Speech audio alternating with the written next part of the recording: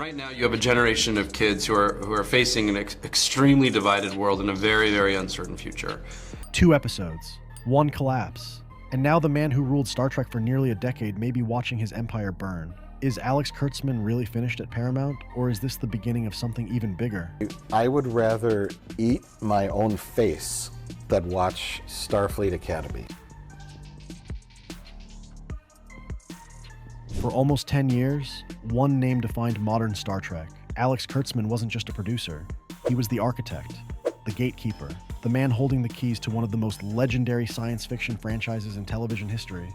Starfleet Academy, my goodness, things just get worse and worse and worse for this disastrous show. Through his company, Secret Hideout, he oversaw an explosion of new content that reshaped the franchise for the streaming era. Multiple series, animated spin-offs, big-budget serialized storytelling, a full-scale revival of the final frontier. For a while, it looked unstoppable, but empires don't crumble overnight, they crack first. It all began when Star Trek needed saving. After years off television, CBS, before it became fully integrated under Paramount Global, wanted a flagship series to anchor its streaming ambitions. The result was Star Trek Discovery in 2017. It was bold, darker, serialized, expensive, and initially, it worked. Subscriptions surged, headlines praised the reinvention. Kurtzman became the face of the franchise's rebirth. But reinvention always comes with risk, and not everyone liked what they saw.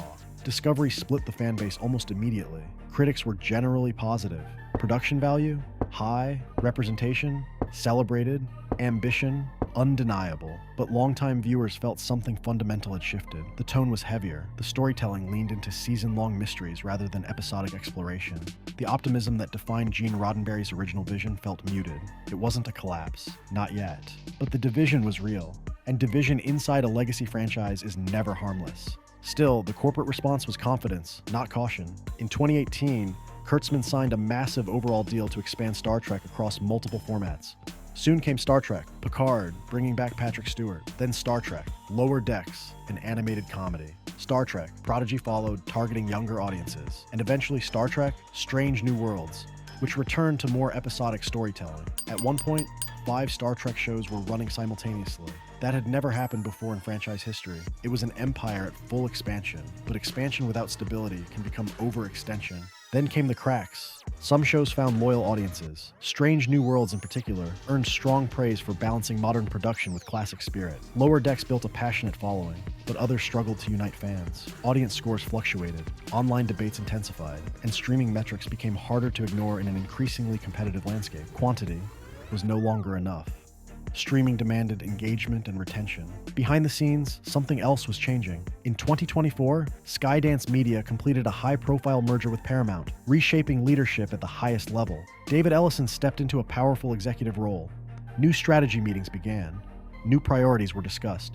And one phrase reportedly surfaced again and again: unified brand management. That sounds corporate, but translated, it means control. And when new leadership takes control, old regimes rarely remain untouched. Meanwhile, Kurtzman's deal was approaching its expiration window. The timing could not have been more delicate. Because just as executives evaluated the future of Star Trek, a new project entered the spotlight, and it wasn't received the way anyone hoped. Star Trek. Starfleet Academy was designed with a clear mission: attract younger viewers. Set within a training environment centered on cadets navigating friendship, rivalry, and ambition, it represented a tonal pivot. Optimism was back. Youthful energy led the cast. On paper, it sounded strategic. Expand the demographic, secure the future, but execution is everything. And when the show premiered, the reaction told a complicated story. Critics responded with enthusiasm. Professional reviews highlighted inclusivity, freshness, and accessibility. But the audience reaction was more divided. Social media discourse intensified within hours.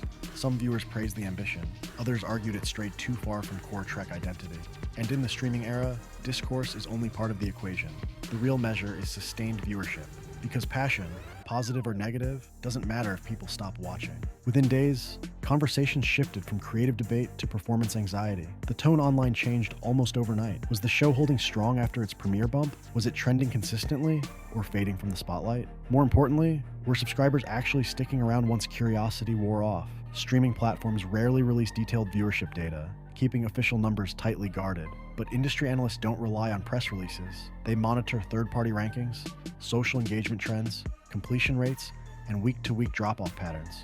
And when a flagship franchise like Star Trek, Starfleet Academy struggles to dominate its own platform's conversation cycle, executives notice, not publicly, not emotionally, quietly, carefully, calculating what that trajectory means for the future. All of this unfolded while Kurtzman's contract clock continued ticking. At the same time, Paramount announced new Star Trek film projects that did not publicly feature Kurtzman in central creative roles. That raised eyebrows, not because exclusion guarantees dismissal, but because symbolism matters. If the franchise was moving toward a unified future across film and television, who would lead that vision? Would it remain under Secret Hideout, or would new creative architects step in? Speculation began circulating across industry publications. No official firing announcement, no confirmed removal, but silence at this level can be louder than headlines. When contracts approach renewal and studios hesitate publicly, it signals negotiation or reconsideration. It's important to be clear. As of now, Alex Kurtzman has not been publicly fired or officially removed from his position. His existing projects remain active.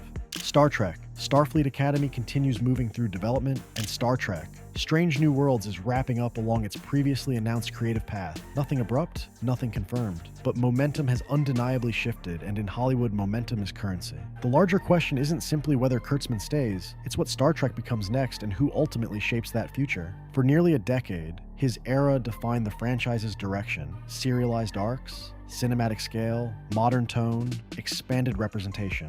It brought in new audiences. It also alienated portions of the old guard. That tension has never fully disappeared, and new corporate leadership must decide which audience holds greater long-term value or whether reconciliation is even possible.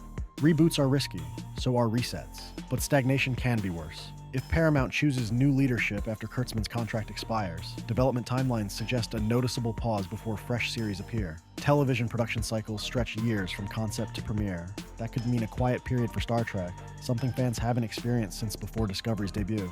A pause can heal, or it can cool interest entirely. The stakes are enormous. Yet history shows that Star Trek has survived turbulence before.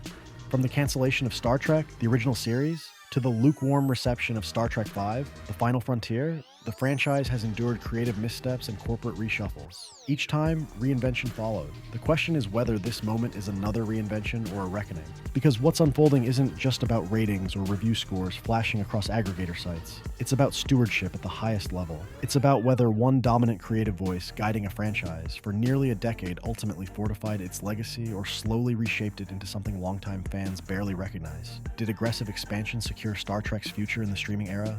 Or did releasing multiple series at once stretch the foundation too thin? When a single production banner like Secret Hideout controls nearly every corner of a universe this large, every success feels magnified, but every misstep feels seismic. Alex Kurtzman undeniably revived Star Trek television. Without Star Trek, Discovery launching in 2017, the franchise might never have established a sustained presence on streaming at all. He brought cinematic scale. He brought modern ambition. He delivered relentless output across multiple platforms. But in entertainment, legacy isn't measured by how much you produce, it's measured by what survives the test of time. Right now, the future hangs in a fragile balance. New executives are mapping strategy, fans are voicing expectations, streaming economics are tightening across the industry, and a once unquestioned creative leader finds himself under the brightest scrutiny of his career.